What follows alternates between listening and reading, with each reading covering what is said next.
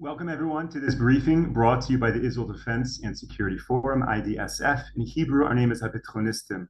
IDSF is the leading Israeli organization advocating for strong national security-oriented policies to guide the state of Israel. We are a movement of more than 20,000 people here in Israel, including many reserve officers, operators from all branches of the Israel Defense Establishment. Thank you, of course, to all of our viewers and supporters for tuning into this briefing, as well as all of our previous briefings. Today's briefing is a little bit different than normal. Today, for much of the day in Ashkelon, IDSF hosted the Israel's Security Summit 2024. Last year, we had a security summit in Jerusalem. This year, very much relevant to the war in Gaza, we did it down south in Ashkelon. And government officials, military leaders, thinkers, and analysts from around the country came together to really dissect, discuss, analyze, and present many different components of this war, the military fronts, the media fronts, the diplomatic fronts, and of course, speaking about the impact of this war here in Israeli society. And the summit was, of course, live streamed in Hebrew. It was recorded, and the recordings will be coming out in the coming days to weeks with English subtitles. As we did with our summit last year, we'll be able to share with you some of these panel discussions with English subtitles. But just to be able to share some of it with you, what I did today at our briefing, at our summit, excuse me, is I pulled aside a number of our speakers and asked them to share what they shared on stage to share with you. So right now, we're going to bring you a little bit from the summit. I hope you enjoy. I hope you find it interesting. And I ask one favor. If you are in front of your computer and you have the chat function open, when I start playing the broadcast, if someone could just write in, I hear the audio, I don't hear the audio, the picture is going, that would be incredibly helpful so that I can make sure that this all runs smoothly. And with that, give me 1 minute and I will begin the presentation. Today we organized a very important convention that really goes into the heart of the issues that we're dealing with now in Israel. We talked today about the military campaign. What do we need to do to win against Hamas? Are we on our way?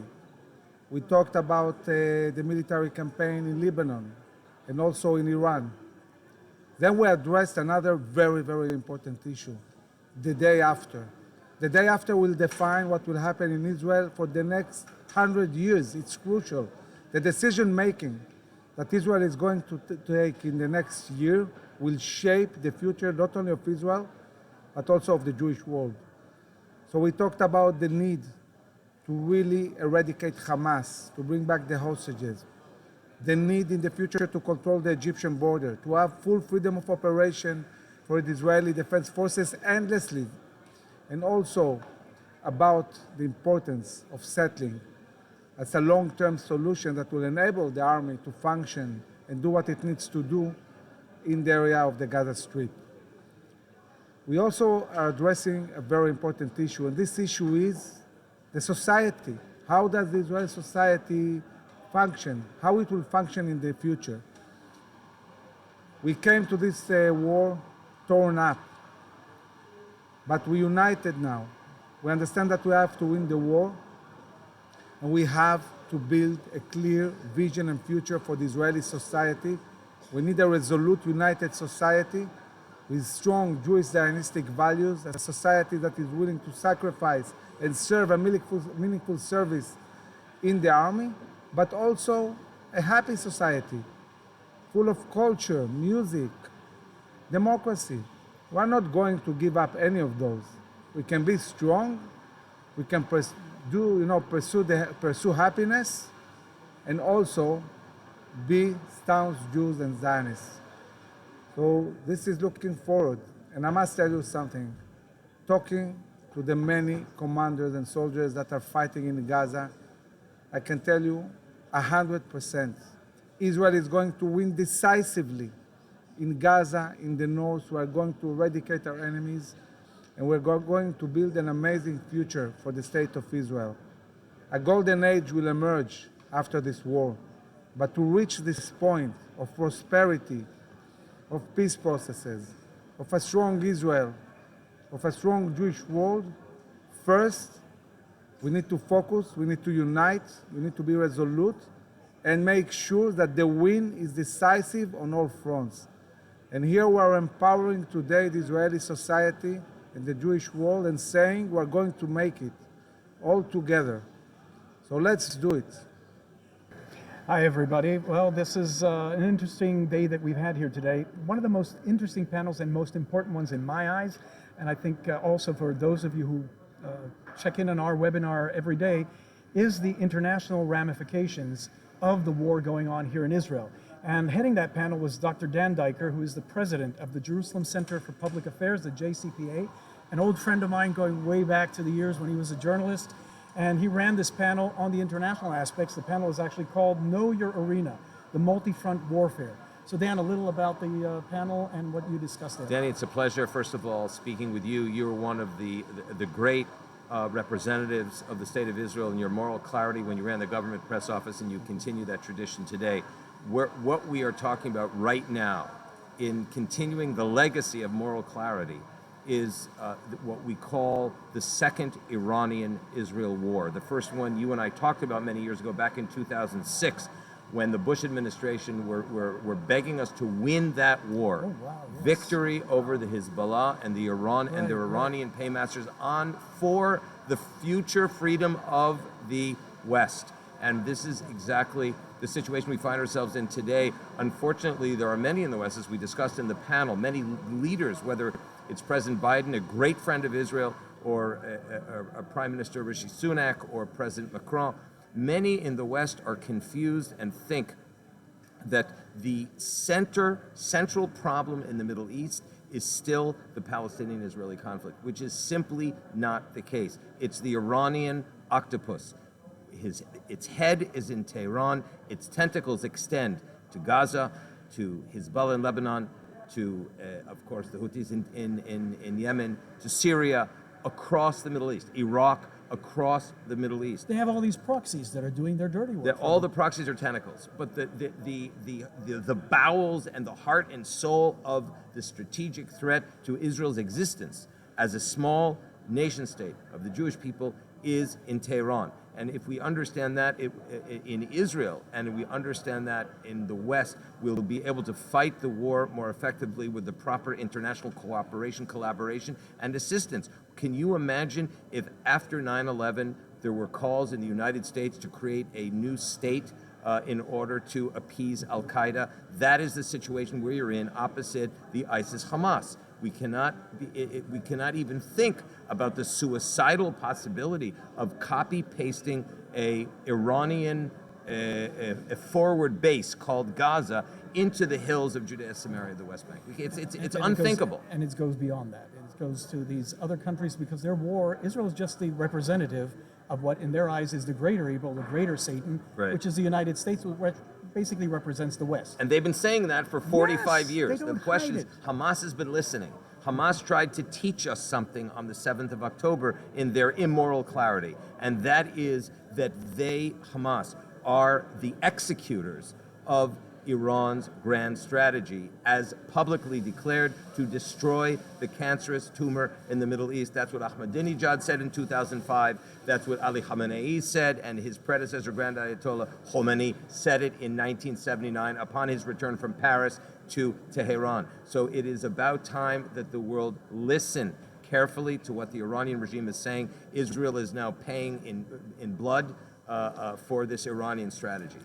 But this is what our listeners and our viewers have to understand. It is not just about Israel. We are the representative of your countries, of the Western world here.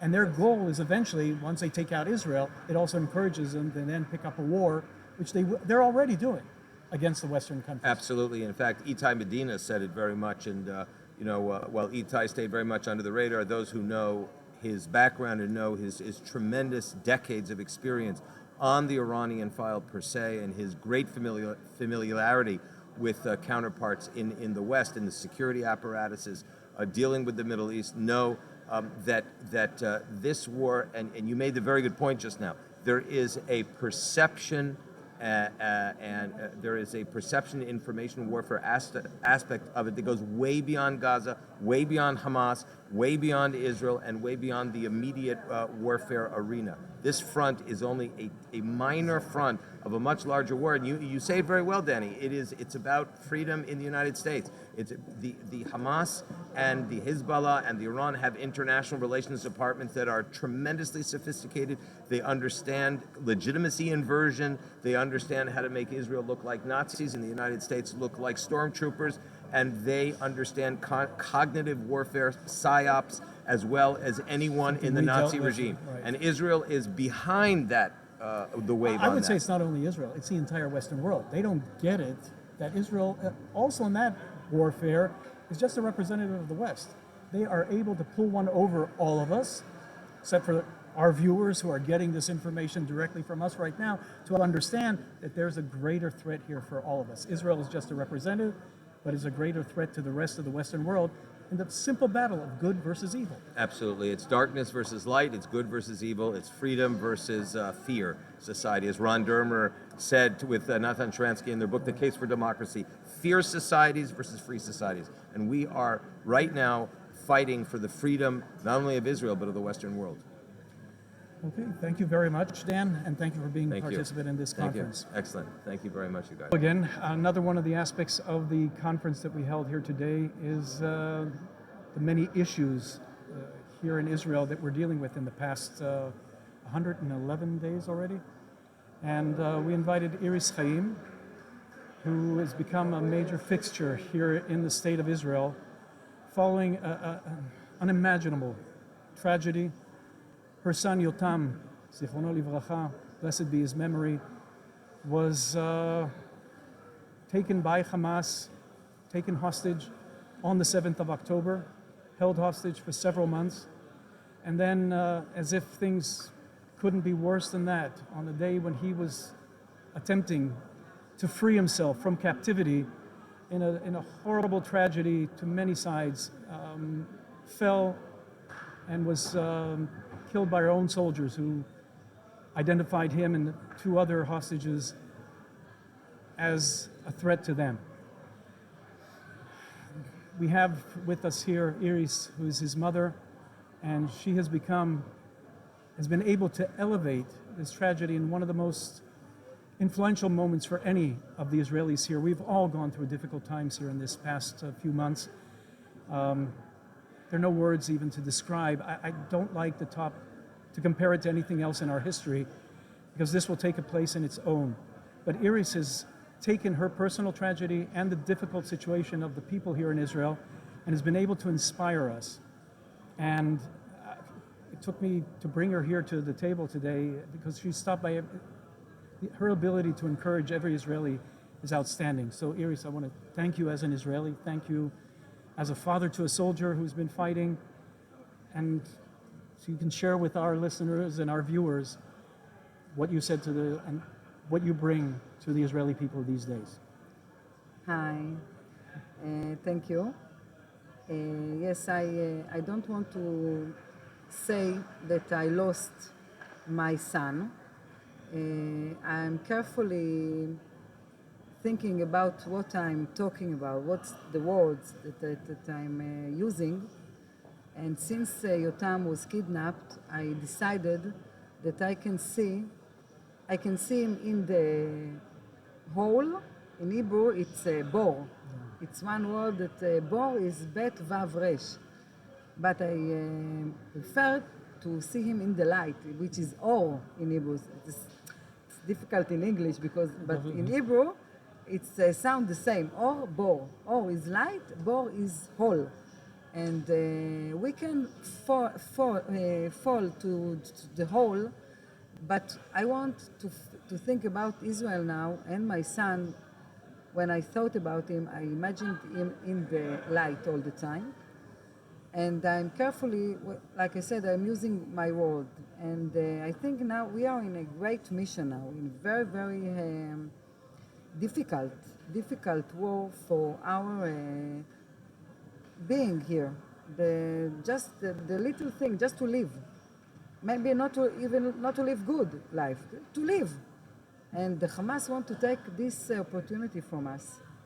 And there are soldiers, Israeli army, IDF is the best army in the world. And I feel that every soldier that is now fighting is like my son. So when the soldiers shoot Yotam, I couldn't be angry about them. I couldn't. And my husband also, he was also a soldier here. I think everybody that live here in Israel and was a soldier understand that in such battles there is no most of the time we cannot know exactly what's happening there, especially when there are citizens among the civilians, Israeli citizens, kidnapped people. So I'm not judging the army, not the soldiers, not the officers. Even that afterwards we got all the tahkir, the investigation, the military investigation. We know that maybe inquiry. Maybe they could know, but maybe. So I'm not using the word if, and I think it's weakening me. So I want just to feel better now. I'm talking about Yotam bravery, not about that he's, like you said, fall. He didn't fall. He went up, and by his brave way to go out of captivity. It was an amazing story. Amazing story, which will be remembered for generation.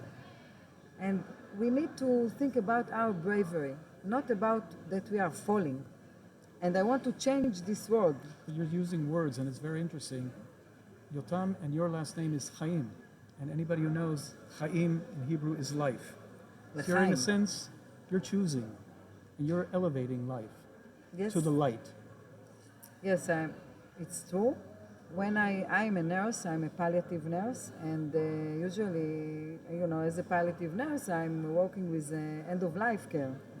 So people are telling me, did you put the last name especially for your job, Chaim? So no, this is my family name, but it's helping me because when I'm working with end of life, I'm in the life, not in the death.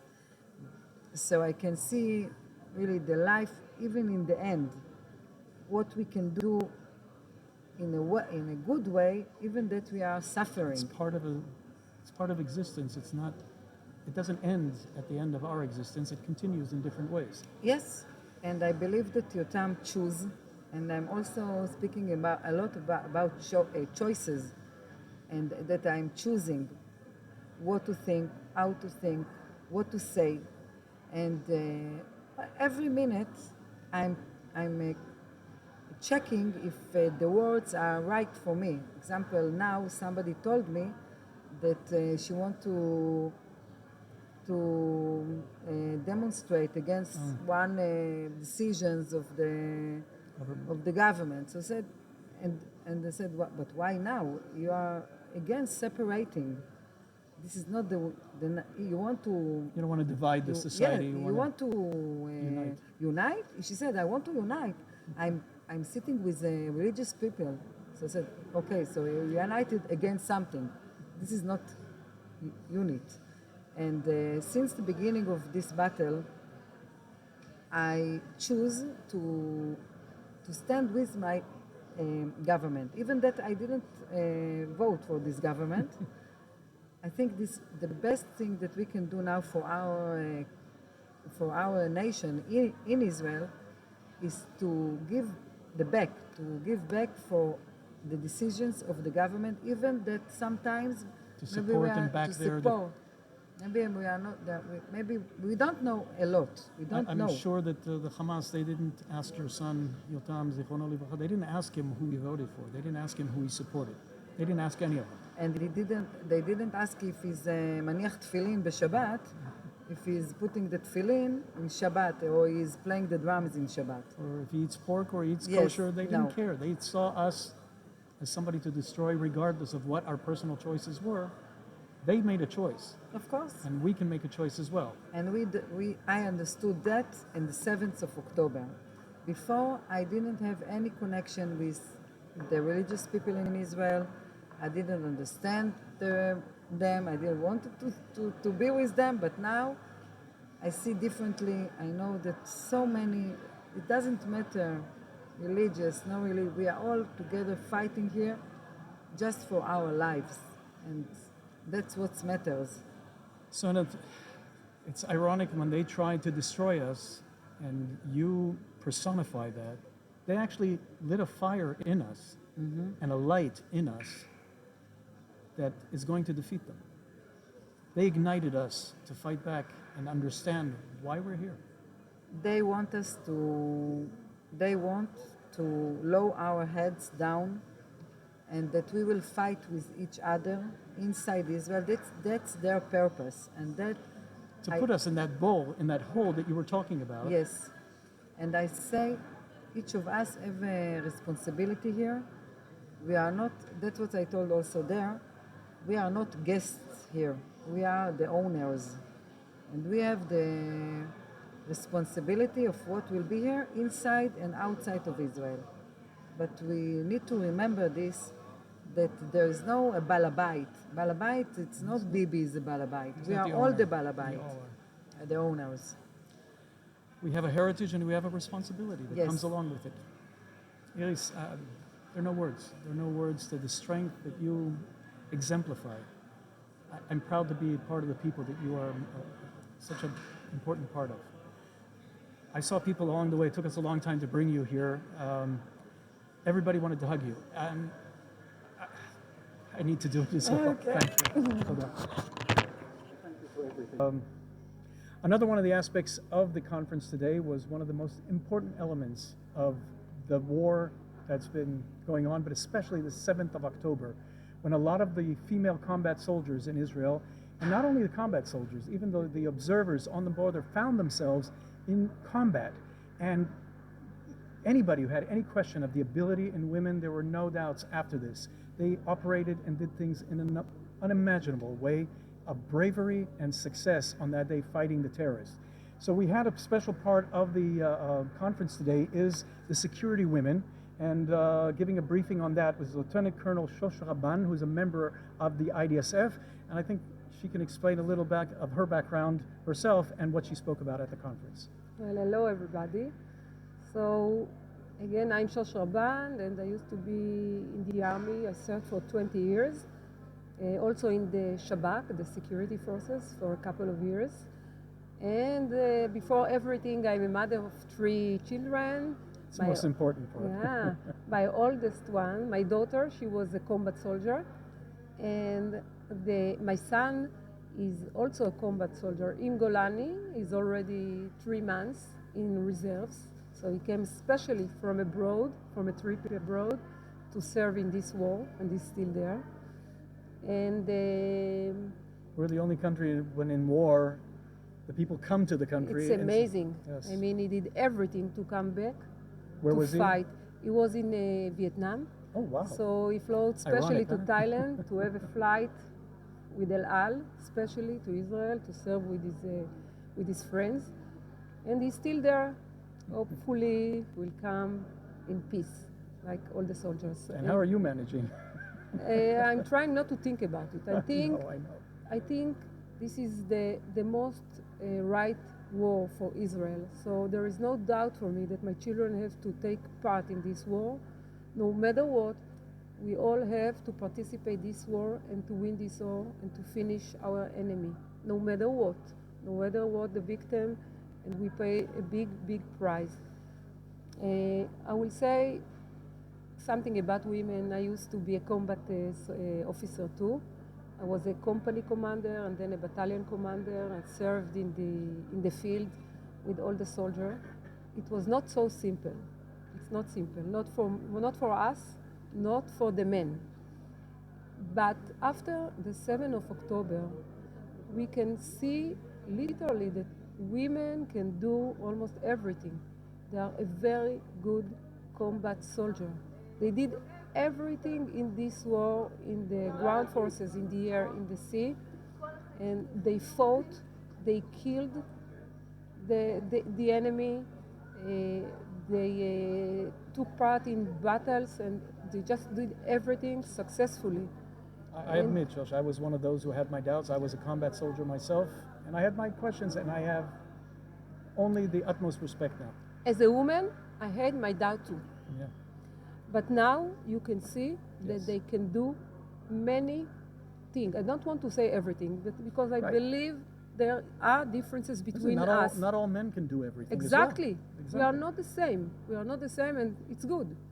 But we should let them, I think after this war, many skills will be open for these Right. women, and they can do many new things for the country, for the army. Also, I want to say a word about the observation. I don't know how to call the lookout women. observation, intelligence observation posts Yeah, along the intelligent- border. Exactly. They were in In Hebrew, we call it tatzpitaniyot. Tatzpitaniyot, sitting in the Hamal. I don't know if In the operations room. in the operations room, and watch when everything, all the technology fell down. They kept looking and observe and report to the forces outside what's happening, where are the terrorists, They were directing them, and directing them and everything until the moment the terrorists came into the operation room and killed almost everybody, all of them. There were 25 soldiers, women soldiers, and only 2 left that came back to their house. I And think this it's is- important that our viewers understand that these young women knew that we were overrun on that day. They knew that there was the threat. They knew that all the positions were fighting and running out of ammunition. They could have left, And they didn't. and they didn't. Aiden didn't until the last moment. I get chills thinking about it. It's just amazing to think about it. The other thing I would like to say in this opportunity is that I used to work in organize the army, the ground forces, for almost 5 years, maybe more. And we did many good things. We built many units in this time, many units. And we took, we upgrade our special forces. We built things, and we took new amlach, ammunitions. ammunitions, and tanks, and You were part of the upgrading of the military. of planning and Of planning. organizing the units. When did you retire? In 2010. In that time, we also cut many of the ground forces because there was not enough money.